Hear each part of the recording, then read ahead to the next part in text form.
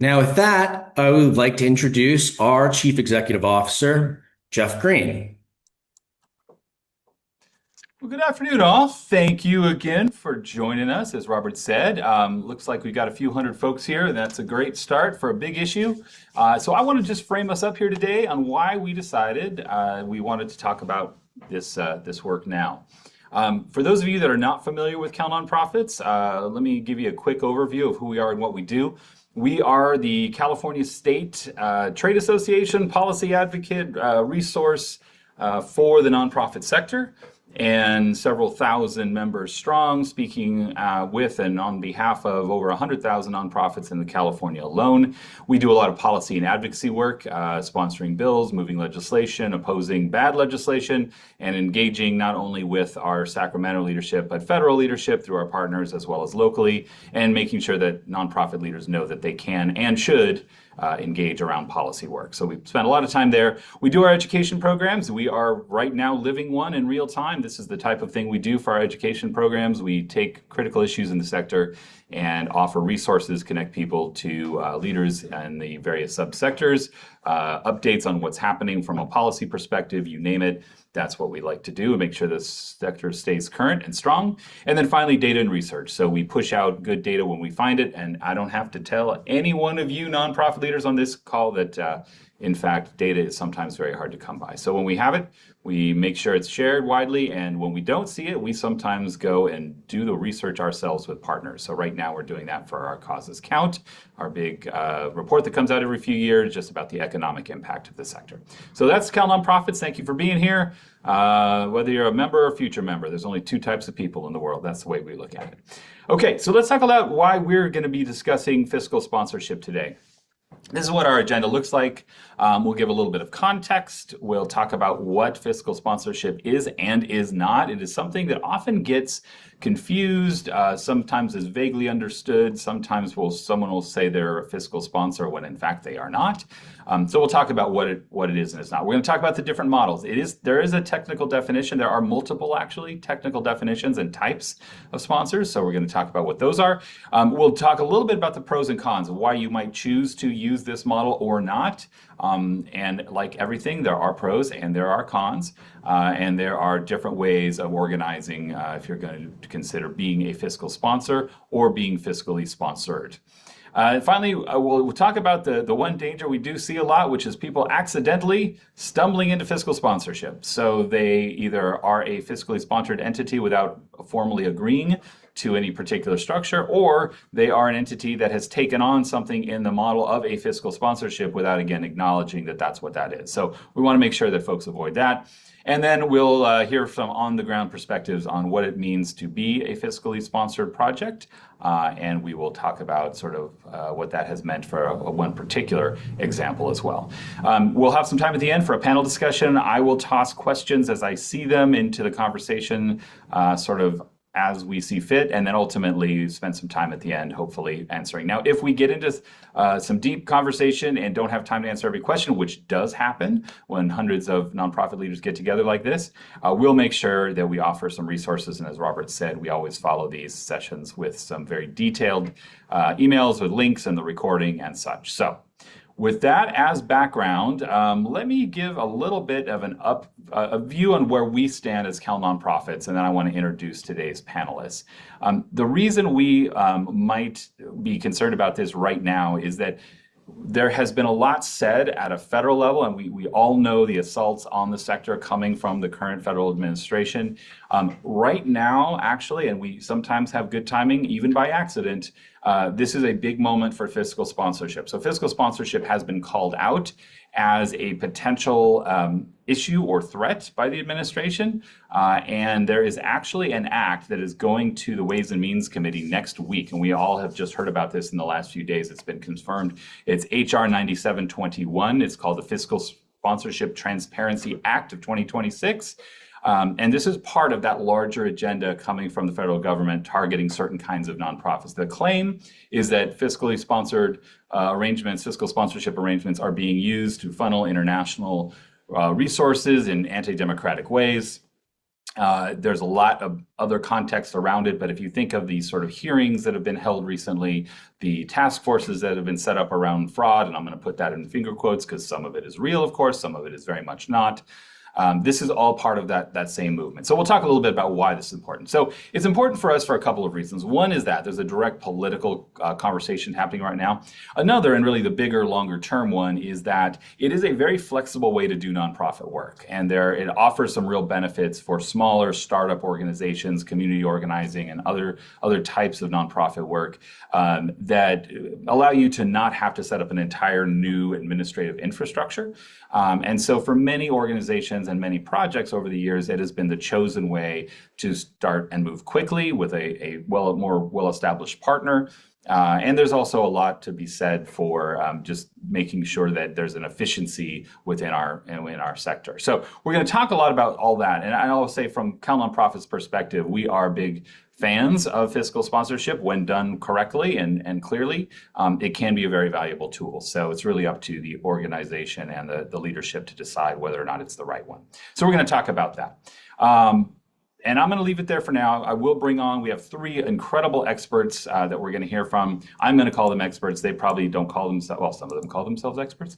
But these are very veteran leaders in this space, and I want to bring them on. We're going to give each of them the stage to just say a few words of a particular part of this work and what they do and how they do it. And then we'll have a conversation. So first, I want to bring on Alicia Lara. She is the Executive Director of Community Partners, a great partner of ours, and one of the leading fiscal sponsorship organizations, fiscal sponsors, operating out of Southern California. Next, we have Carla Dartis. She is the Executive Director of the Movement Strategy Center, operating out of Northern California, but also Texas, and also broadly. It does a couple of different things, actually. It's an organization that does fiscal sponsorship, and so that we have the pure fiscal sponsor model, we have the fiscal sponsorship and model, and then we have Mr. Mario Fedelin, who is actually the leader of, he is not personally fiscally sponsored, he is the leader of a fiscally sponsored project. And can speak on the ground about sort of the choices made and why and how. And so we have just a great respect for these folks. And so I want to thank you all for giving your time today to share with people. And we'll go ahead and take down the slides. And we're going to start it off with Alicia. Thanks, Geoff. First, welcome to all of you. I see so many friends. So many leaders here who I admire. And of course, anytime I see Aaron Braderick from Neo Law, I get nervous. So I'm only going to speak in layman terms, Aaron, about sort of the ins and outs of fiscal sponsorship, but you can test me. Geoff, thank you for this opportunity. Folks, if you've not had a chance to take advantage of what CalNonprofits offers, resources, the conferences, the networking opportunity, I really would encourage you to do that. In my opinion, they are among the best, if not the best, statewide nonprofit association in the country. So thank you, Geoff, for this opportunity and for your support. Geoff and I had a conversation a number of months ago when all of this noise started in Washington, D.C. to create distrust around fiscal sponsors. I called Geoff and asked for his advice, and he was terrific in helping us start putting together a strategy about talking about ourselves. Again, Alicia Lara, she, her. I am the proud president and CEO at Community Partners. I've been here for about 5 years, though Community Partners has been around 30 plus years now. And there are other fiscal sponsors that have been around longer than we have. We proudly support about 145, almost 150 organizations, many of them what I would call early start, emerging, all the way to organizations that are very mature and doing some terrific amount of work. I will say the skin in the game that I have is that a gazillion years ago, when I was very young, I was appointed to be the director of a very small, actually, staff of one, me, to create a statewide organization doing health disparities advocacy work. And there was no way I could build that organization and still do the community facing work. So I know that PHI is in here. So Public Health Institute and over in Oakland was our fiscal sponsor. Since then, the organization stepped out into its own nonprofit, and they're doing fantastic work. But there's no way it could have been what it is today without fiscal sponsorship. So my thanks to PHI for that. So really briefly, and again, in layman's terms, what is fiscal sponsorship? And so I'm going to just talk about briefly what it is and then just sort of dive into different nuances within them. We provide, that is, fiscal sponsors provide the legal structure to allow someone to start doing charitable work to receive those particular funds and do that work.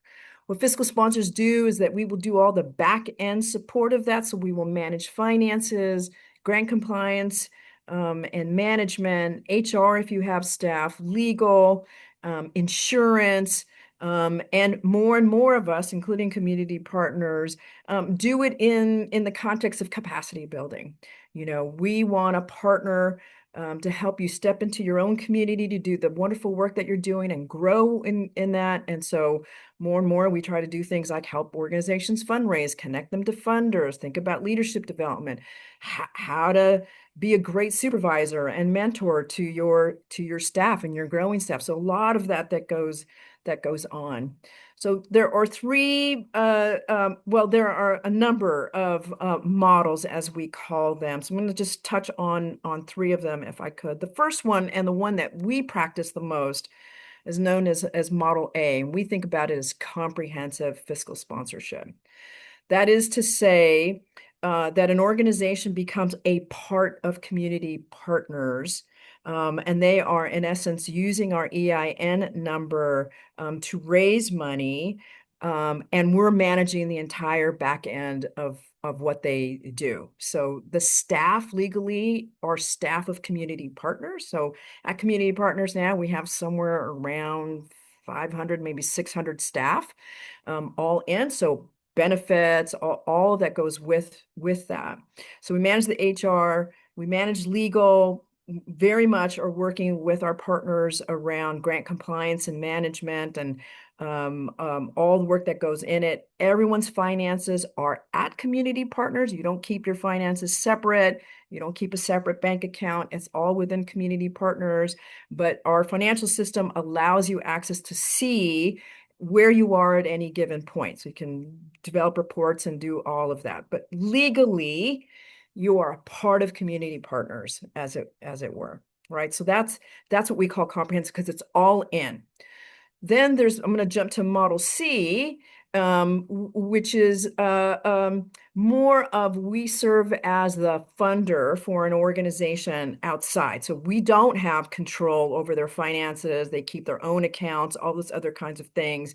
But we are managing on behalf of perhaps another funder. So we become funders. So it's not a pass-through, though, because we require you to submit a budget and you've got to give us a report so that we can report back. So it's not just a pass-through. The Model C, the Model B, I'm less familiar with. So Aaron, you may type in some notes as I'm speaking because we don't practice a Model B. But as I understand it, a Model B is like could be like a Model A, a comprehensive, except it's with folks that are contractors and not staff, right? So they contract out their work. So there's a number of reasons we don't do it. It's a little bit of what's the difference between a staff person and a contractor. Of course, California has AB5 that you will have to be very careful of. So we don't practice the Model B, but again, I'm going to invite Aaron to tap into some things around that. Common misperceptions on this, I'll hit this quickly. I can do whatever I want with my money when I'm at a fiscal sponsor. Not true. We take, and a good fiscal sponsor will take its legal obligations very carefully because if there's a mistake that's made, it is community partners or the fiscal sponsor that is legally liable for what you do and don't do, to be really clear. So for some reason you get sued, you actually don't get sued, the fiscal sponsor gets sued, right? Another one is it's just a pass through. Again, not true. And I'm going to ask Robert to post a view. I had the opportunity to co-author a piece that Candid recently published on common misconceptions of what fiscal sponsors do. So I'm not going to touch on all of them. You have to understand, people think, well, I can just do whatever I want to do. I don't have to comply with everything. Actually, community partners is going to do everything for us. And actually, we view this as a mutually beneficial but important partnership. And so, yes, we will pay the bills, we'll do the invoicing, but we really rely on you to give us the information in which to do it. Like, we can't make it up, and we would never do that. So you have to be a partner with us as a fiscal sponsor in order to correctly invoice or do these kinds of things. And today, and maybe Mario will speak to it, like the funding environment, especially with public sector funding, has become incredibly complex, which requires a lot of time and effort from everybody on how to do it right. I think I can stop there. I know I sped through it because I just want to get to the conversation. That was I'll stop wonderful. right there for now. Thank you. Thank you, Alicia. Yeah, and we're going to have some time here. I will say I'm already seeing a couple of questions. People are saying, where are the slides? Where are the slides? I have a secret to share. No slides today. We're going to have a conversation. So there are no slides. You're not missing anything. Nothing wrong with your system. We're just going to be chatting. But we will, of course, show you the links, as you've seen already, the article that Alicia referenced. So now we're going to move on to Carla Dartis, who runs the Movement Strategy Center. And we're going to talk a little bit about we talked to formal, but what happens and how do people sort of accidentally back into fiscal sponsorship? What does it look like? Where are the gray areas, et cetera, et cetera? Carla, the stage is yours. Thank you so much, Geoff. It is such an honor to be in the company of Alicia, Mario, and yourself. We just so appreciate this moment. Movement Strategy Center, founded in 2001. So that says we've been around for 25 years. And we were started and continue to be a movement support organization, literally a political home, literally a physical home, literally an emotional home for frontline leaders. And that home consists of opportunities for people to ideate, generate ideas, come together, have meaningful discussions, be in relationship with other frontline movement leaders, help to build their chops in coalition building. It was about 6 years in the organization's history that the folks that were coming together realized that by working separately from each other, they were having a very difficult time raising the amount of resources that's needed. And secondarily, having a quite difficult time in providing all of the compliance requirements along the way. So how MSC backed into fiscal sponsorship was about then, hey, we will come together, we will create the core to provide that incredibly essential back office support that Alicia so cleverly and just wonderfully described. But what it meant was this. MSC went into that work, but at that time, it didn't set up all of the systems of transparency and accountability that's needed. And it ended up doing that later in its journey when it was able to secure real general operating support. And that's a piece I do want to bring up, that one can be accidental or one can stumble, but once you're in that framework, you have a duty and a responsibility to bring the systems of accountability and to bring the systems of expertise that's really needed. Because folks are actually paying not just their time, not just their love, not just their patience, but actual money. And although that money is critical, it typically still does not fully cover the cost. So it's very important that the systems are as streamlined, as automated, and are truly nourished with the expertise that's actually needed, particularly in this time and in this climate. You know, one of the things that I want to share is that aside from the fact of banding together to go after resources and to manage those resources well, a fiscal sponsor entity is really the ones that's managing the risk. It's actually providing to a very real way protection. So when you think about the fact that an organization would have to have its own legal team, would have to have its own accounting, would have to have very specialized expertise in different kinds of registrations, business registrations to allow you to do the work. You're kind of up the river without a paddle when you know what your heart song is. So it's been so important for groups that's been doing food security work, environmental justice work, to be able to have a movement support organization do that work.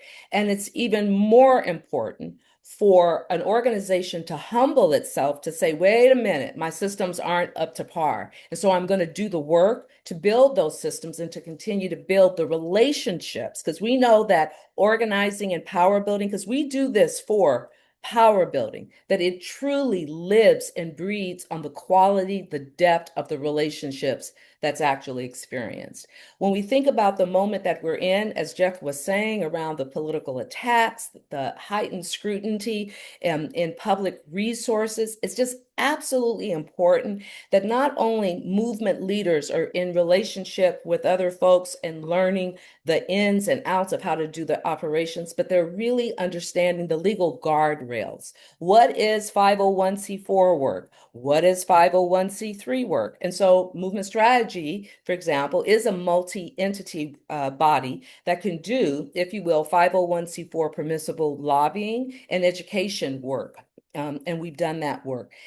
What we also realized in the origin story of Movement Strategy Center was that it wasn't just sufficient to bring, if you will, the frontline leaders. You also needed an inside game. And our inside game is with philanthropy as well as with government. And so it's about then changing their systems. And so our organization is unique in the sense that beyond fiscal sponsorship, we literally work with institutions and individual donors around their giving practices. And so when moments like this happen, oh, I'm not going to fund the Southern Poverty Law Center, you better believe Movement Strategy Center has something to say. And we did say that no, we join on. We also learned that aside, yeah, right on, Alicia, that aside being able to stand in that truth, an organization needs to be nimble enough to understand what it can do and what it can't do. So we say no to a lot of things. Yes, we do. And we encourage anyone that is stepping in this field of being the umbrella to other organizations that be very clear on what it is you do and what it is you don't do. And I don't just mean in the realm of fiscal sponsorship. I do mean in the realm of holding and bringing forward social justice. You've got to be very thoughtful about those pieces. Being true to our roots, we're a little different. Many fiscal sponsors, of course, they have a board of directors, and they may not have their fiscally sponsored partners on their board. Our community came together and said, no, that's not right. That's not true to our origin story. And so we do have representation from our fiscal sponsors, and we set up the containers for those partners to weave, be in relationship with each other, literally leverage and benefit from the other work and in partnership with other folks that's in that portfolio. We have about 50 partners. We do mostly Model A. We do some Model C. It's a much smaller portfolio that we will continue to grow. We're also thinking about and recognizing the need for shared services, because this issue around compliance and around these systems that work, it's also affecting those 501c3s that want to remain their independence. What I will just say something else, and then I'm going to just send this to Mario, is that it is about the flexibility and it's also about the complexity. There are many organizations as 501c3s that may have a body of work they want to pursue, but they're recognizing that initiative is going to require such a level of compliance and other kinds of strategic tactics that it may burden their staff. That's a wonderful opportunity to do a time-bound Model A or Model C relationship with a fiscal sponsor. And then last thing I'll say is this. It's real. The attacks on civil society is such that it's so important that the fiscal sponsor field itself be one that is sophisticated. So we have groups like the Nonprofit Fiscal Sponsor Network. We have Social Impact Commons. We have conversations that Alicia, myself, and others are really involved in that's around the standards, that's around the messaging, that's around the transparency, and that's around the critical tools that's needed. Andrew Schulman is on this call. Hi, Andrew. So good to see you.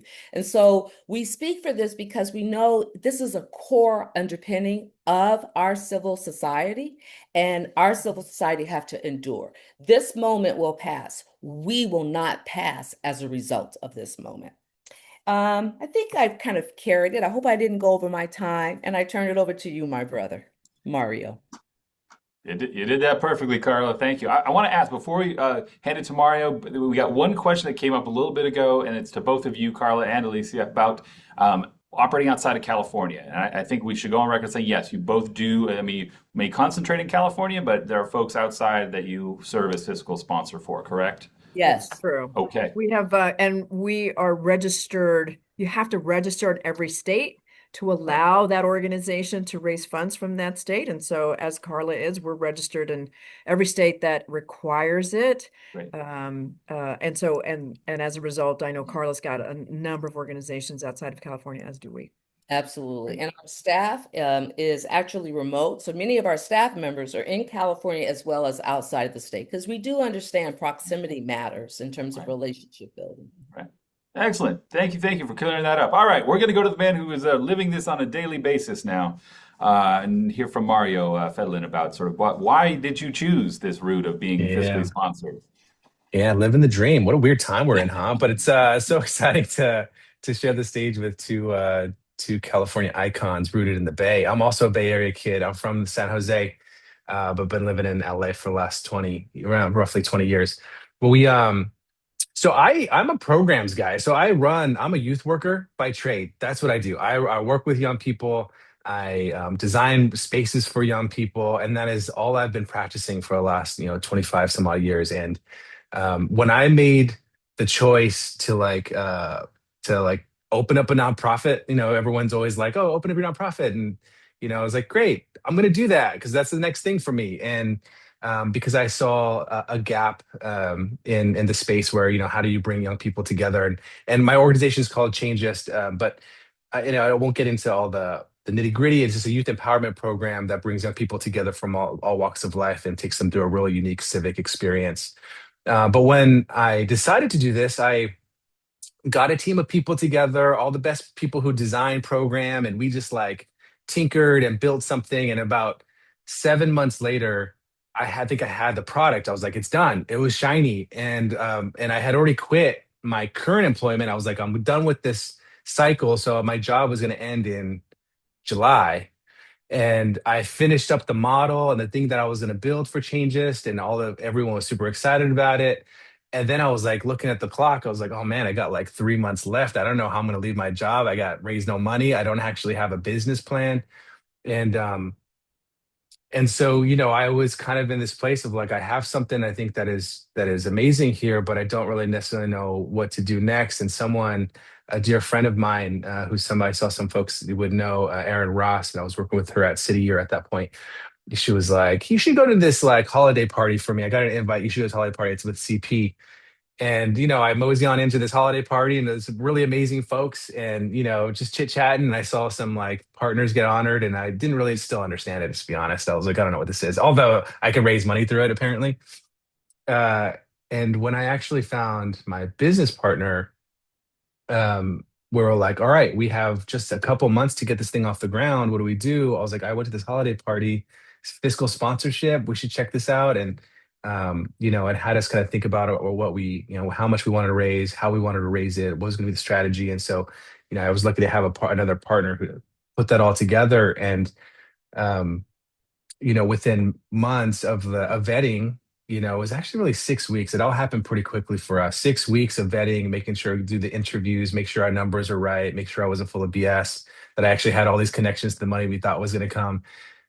We got our fiscal sponsorship, and that allowed me, right when I left my job, it was I swear I got the fiscal sponsorship notice maybe 2 or 3 weeks before I left my current employment. that allowed me to then, right when I was off to the races, to then ask all my friends and community to donate under this fiscal sponsorship, and we got our first 25,000 from friends and family to like kind of get this thing moving, and um, and it's absolutely been the biggest driver for us of success. My ability as a designer, as a youth worker, as someone who does best in community, to be able to like focus. I'm still a fundraiser. I mean, that's what I do, right? I'm like hustling out there. I'm talking to folks, but being able to then say like, this is my plan, this is what I want to do, this is how I'm going to do it, and then to have like a stable, reputable fiscal sponsor as my person who is like holding the checks, who's making sure that there is some stability there, is allowed for resources to flow. And and we started as a very small organization just here in Los Angeles in 2013, but we got attention from the governor's office, and we were able to get some opportunity to expand with federal and state dollars. And so again, if I didn't have a fiscal sponsorship, I didn't have CP, it would have been impossible. And anybody out there who understands federal dollars, it was like, you don't want to do that by yourself, or you're going to have to hire 2 or 3 full-time folks to do that, because it is so complicated. And for me, who started off as like with a $200,000 budget, I was able to grow pretty quickly within 4 years to a $600,000 budget. And then because that federal dollar opened up, that federal pipeline, we moved to like almost a $2 million budget overnight. But I had CP and the ability to be able to say like, all right, federal dollars, we got you. And then we're able to get that moving, and then allowed us to expand up into Stockton, where it was brought out there by Michael Tubbs and his team and the Stockton Service Corps out there. And we were able to make things move. And that was all in 2020. And then it all hit the fan, right? And so when things hit the fan, I don't know how I would have handled that if I didn't have, a bunch of people, a whole back office that's like, all right, let's think through this. How are we do the timing? Let's think about this federal dollar. There's some new policies coming out on how these federal dollars are going to be moved around. How are we going to do it? And I was like, all right, we just sat down, we tinkered, and we were able to keep everyone employed. We were able to keep the game moving, and and then we were able to kind of get into this recovery very quickly, right? And now, again, I think there's the difference between like there's some stability on the back end, which allowed me to do my work of like go and hustle and talk to all the people I need to talk to, make the key decisions I need to make to be able to make sure I get those checks in. Because that's not the role that CP is playing, but CP is community partners is playing this kind of really stable space where they could help me kind of make moves. And then it comes down to like the current moment, right? When things again started to become unstable and Doge came to town and the executive orders hit, I made a choice, and maybe I should have had more consultation with Alicia on this, but I made the choice. I was like, you know what? The way that the federal scrutiny is coming down and the way they want me to erase or change the way that is all compliant. We knew we were 100% in compliance, not doing anything nefarious. But the way they're making us stand, I had to make the choice. I was like, look, I'm going to give up these federal dollars. We're going to leave it on the table because it's not the way that we want to run business. And I had to sit and I had to cut 60% of my budgeting in the next year to, and then Doge came and took it away anyway. We were able to sit with the team. And I know Jonathan McKay, I saw you pop up in there. I know my guy Jonathan, who's looking at my finances. Now we're in the space of like, I had to make a critical, ethical, moral decision on how I want to do business. And then I had the backing to be like, all right, we're without judgment, because they're like, all right, you're going to walk away from $1.2 million. It's like, look, it's just, we're going to be able to find it on another space, but to be able to have that stability of a fiscal sponsor to be able to sit with me, and my guy Jonathan being like, all right, this is where cash is. This is this is how we're going to move this expense, and this is how we're going to move so that you could stay afloat and keep people employed, and to kind of move you into the next stage. Because at this point, and a lot of my friends, a lot of you out there are feeling this, is like we're making decisions, philanthropy's tightening up. We have to make hard decisions with good data, and to be able to have a fiscal sponsor that has good data and good policy to be able to get you to the next thing. And that is like having a homie that's just walking you through this next thing, someone to stand next to you. It has been, we wouldn't have been able to do this. And now, part of that strategy is opening up in Las Vegas. So we are moving into Nevada and having the support of like, again, how do you kind of get all those pieces together so that you could have really good strategy and do the design and the work that you want. So I'll leave it there, and so look, there's trade-offs, right? There's trade-offs. I don't sign any paperwork, because like, all right, Alicia, can you like sign this contract and make sure with blood, and I'm realizing that I have to be a good steward because if I mess up, this is Alicia is on the board and that board of directors and all these people. So I have to make good decisions that are like in lockstep. And so I am not, that's one trade-off. So some of the autonomy you do have to give up, but that some of that autonomy allows for a lot more stability in other ways. Also, for some reason, if you all are on banks out there, sometimes banks don't want to give to people who are fiscally sponsored, which I don't understand because we talk about fiduciary responsibility, like it's premier when it comes to fiscal sponsor, but people get weird about it, and so that's just one of those things where again I am locked out of very specific grants and grantors.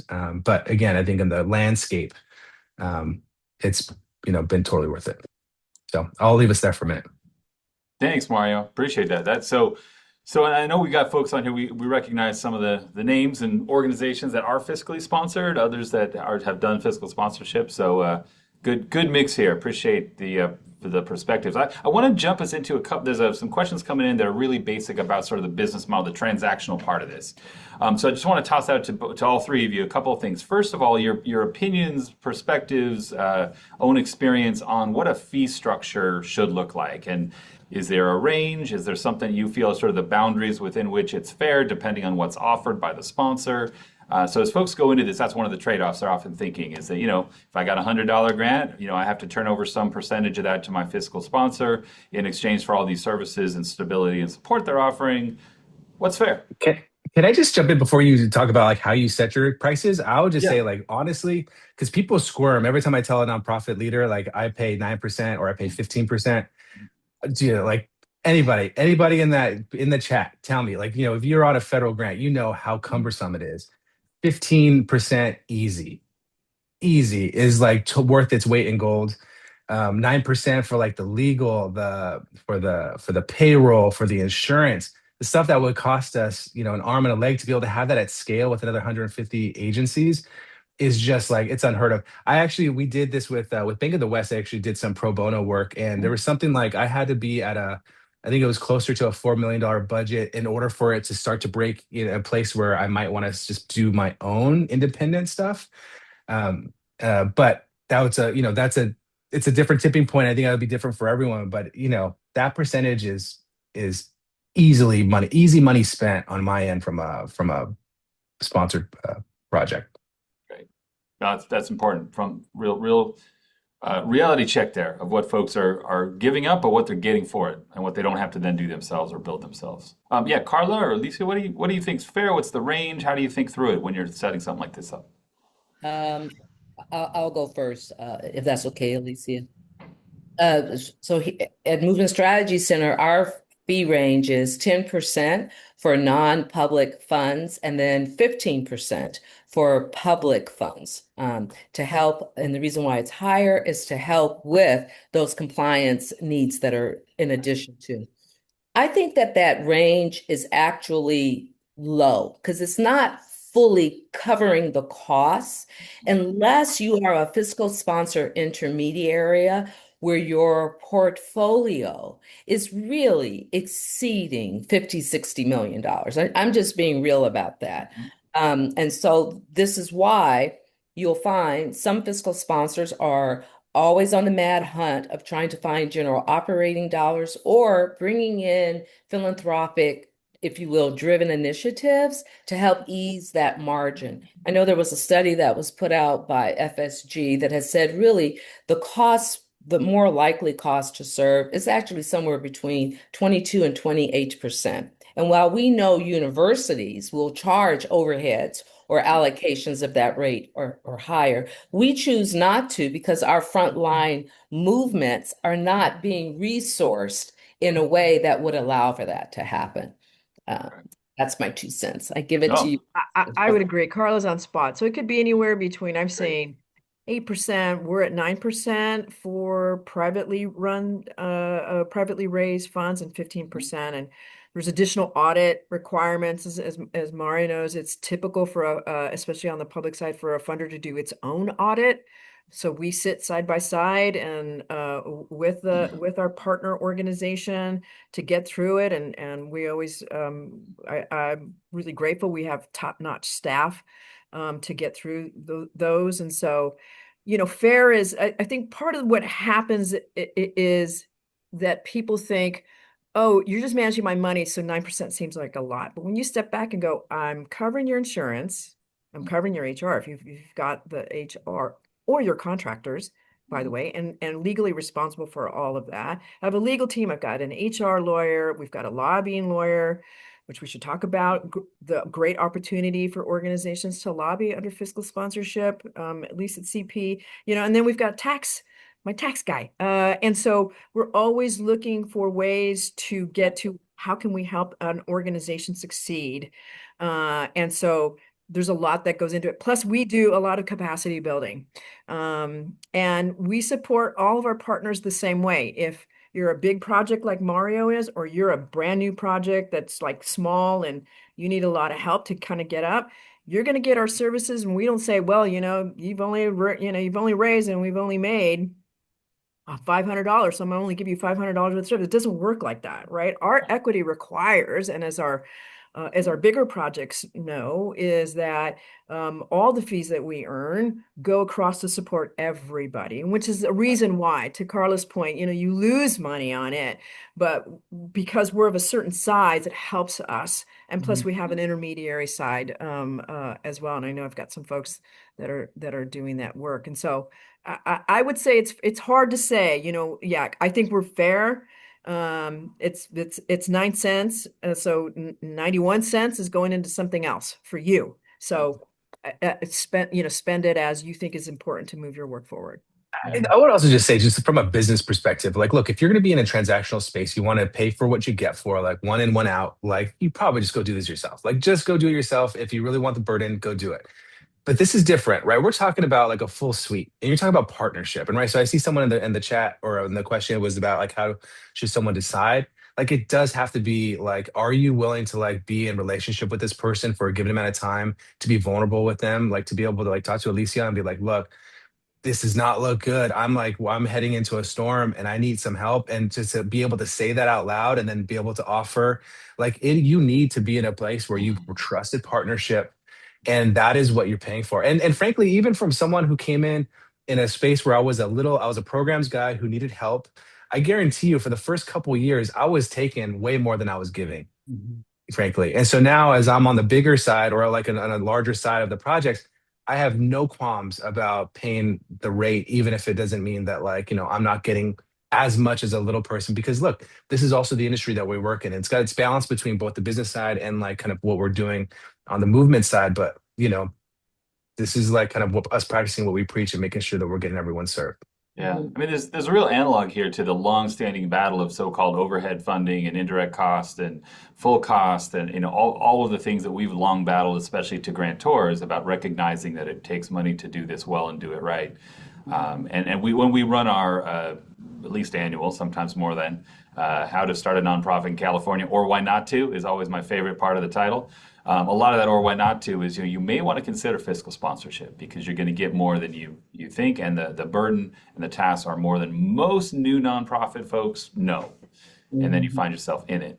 And speaking of that, there's a couple questions here about other kinds of services. You mentioned some of the critical ones around insurance, and just general support and trust and partnership, but also all of the management of HR and finance.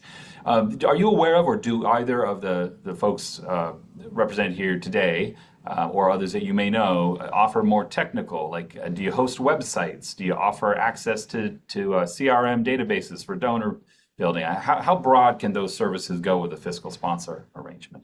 In the case of Movement Strategy Center, we host fundraising platforms online. We actually provide you with grant writers to help you with your strategy development as well as your execution.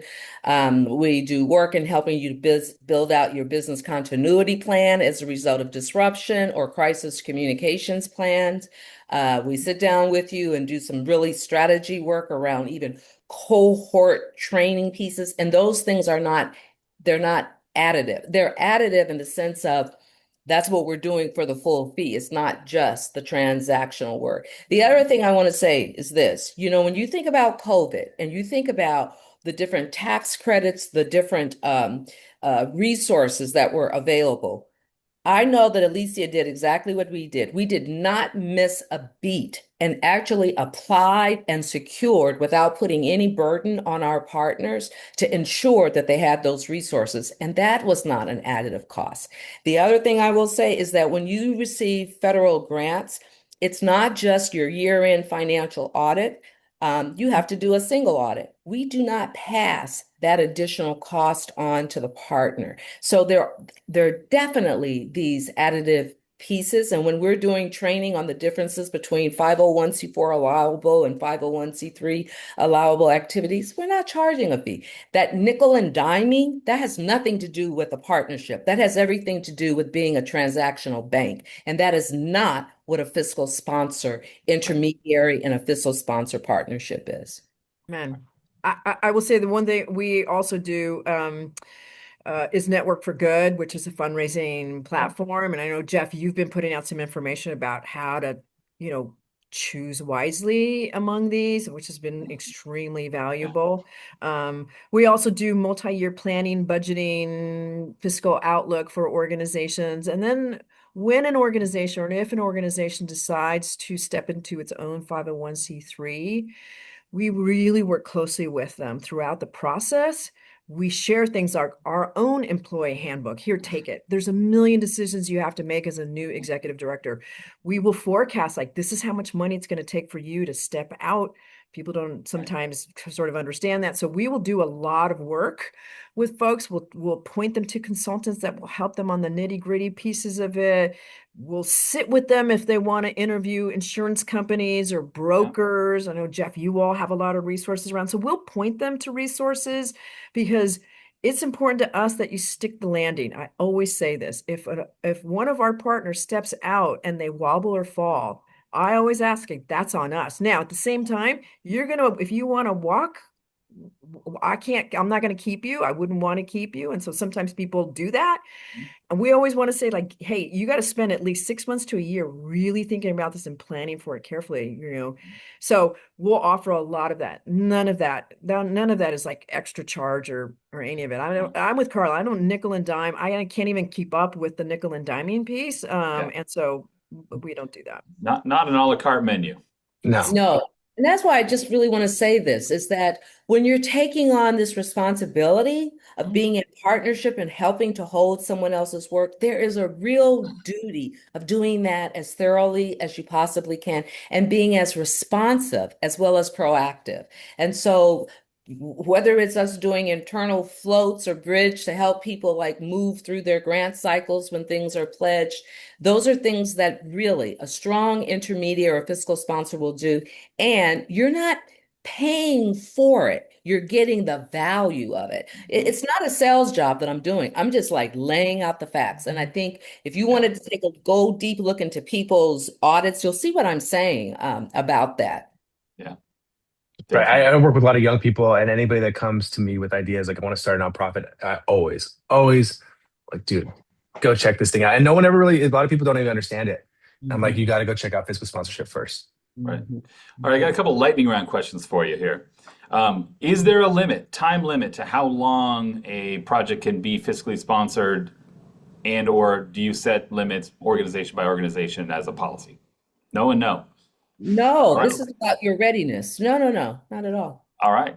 How about this? A couple of reasons why an independent nonprofit might want to actually transition the other way. Because most people think of fiscal sponsorship as the startup phase. But what about the calculation? We've got a couple folks here that say, they've been encouraged to go this other way. What are the reasons you might choose that? Go ahead, Carla. Okay, well, number one is the nimble. It's a nimbleness that you're looking for in that fiscal sponsor to assist you. As I share, there are some groups where they will move maybe just a certain aspect of the work because of the complexity. It may create a little bit of a mission creep, but it's still relevant for the work. There are certain organizations, and I'm just going to be real about this, where even in their infrastructure, it was just poorly resourced. You did the best you could. I got it. But it really was poorly resourced. And now you're finding yourself in a situation where if I continue to go down this path, I may put my full organization and all the bodies of work at risk. That's when you really want to think about a fiscal sponsor. There are different models. You don't have to be fully comprehensive. Again, there's different models, and we have Aaron on this call.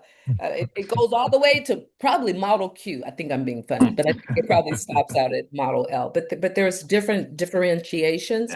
Yeah. Is just absolutely critical. There's something else too.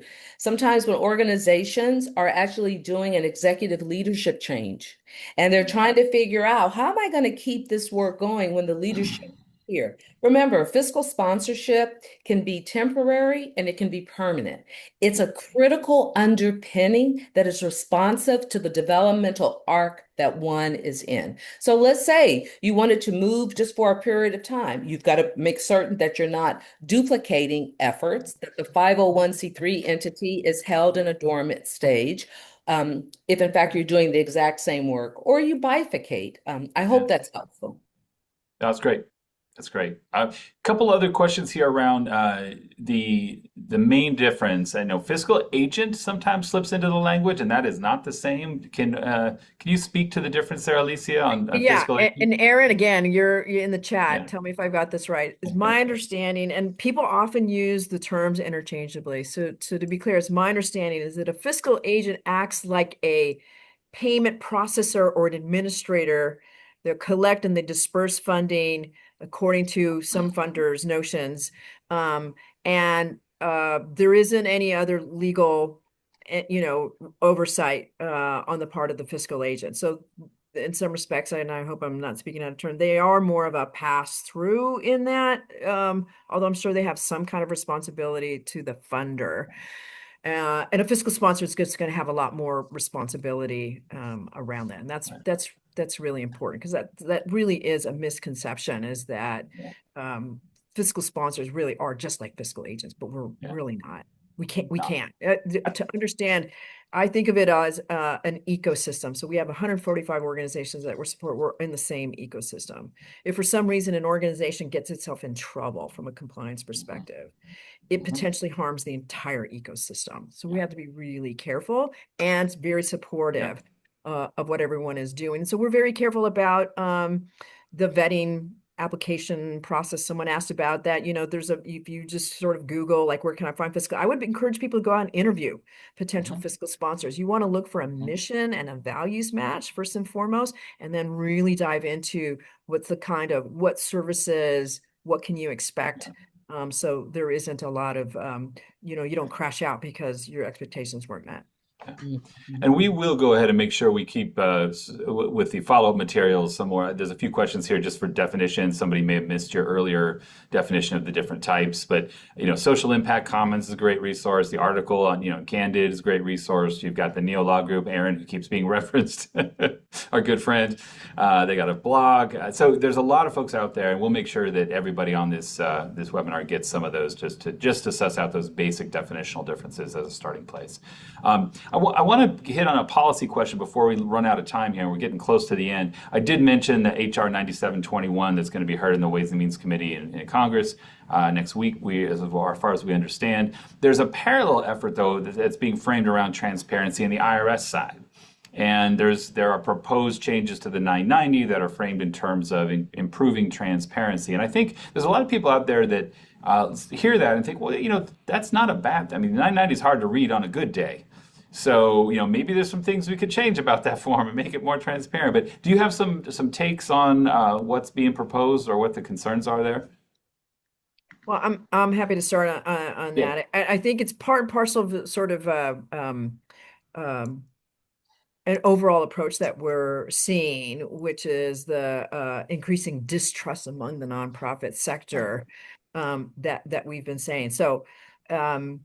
My sense of this is, and who can be against transparency? Like, I am a big fan of transparency. I believe in it and all of that. And so people say, well, your 990 doesn't provide enough transparency. And what's underneath that really is, tell me who exactly is funding Mario.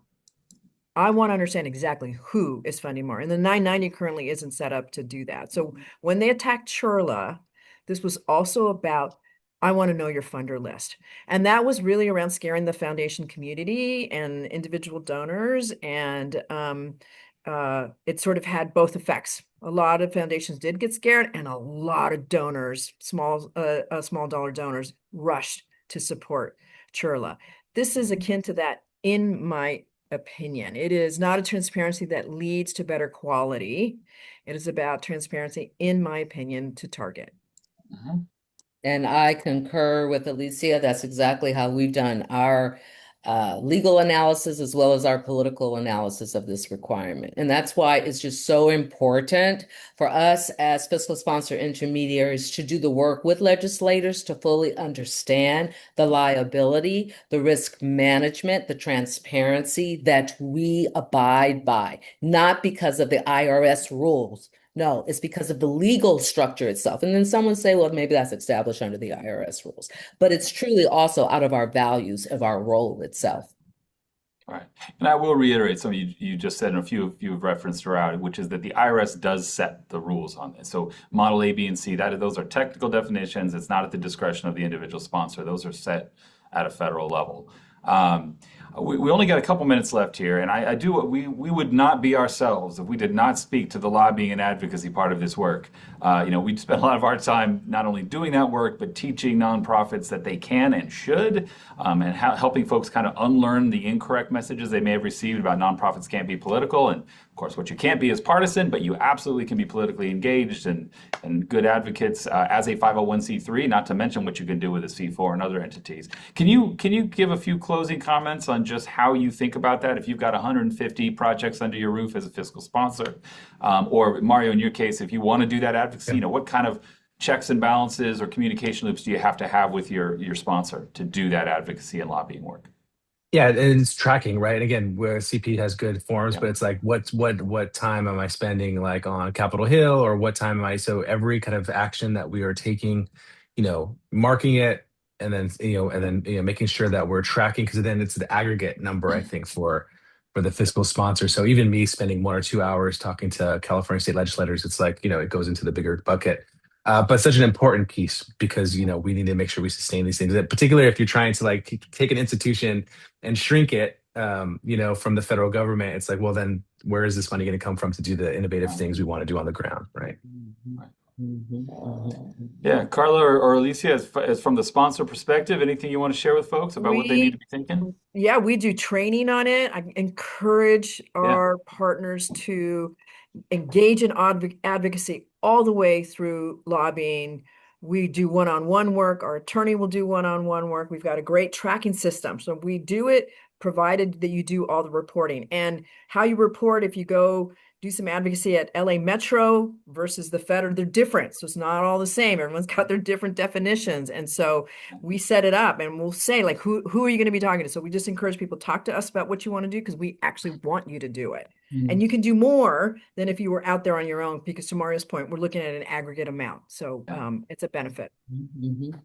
Us as well, we do extensive time tracking, lots of training, but also we have hefty legal bills, because we ensure that, if you will, we have a lobbyist attorney and that we are appropriately registered and that our folks know the beginnings and the end. And Aaron has really helped us so much around the elections that we can take to do lobbying. So we stay within those limits. That's your other reason why you want to use an intermediary, truly a fiscal sponsor one that knows the ins and outs, as opposed to, I think, always relying on just a wonderful nonprofit friend that wants to help you, right? That's right.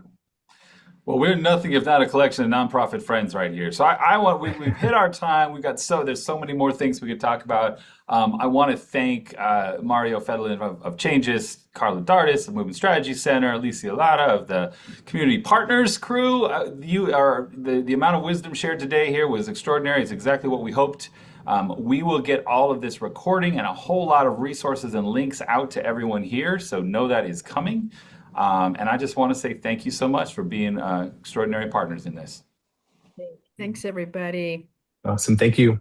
We will. Take care and be safe. Thank you.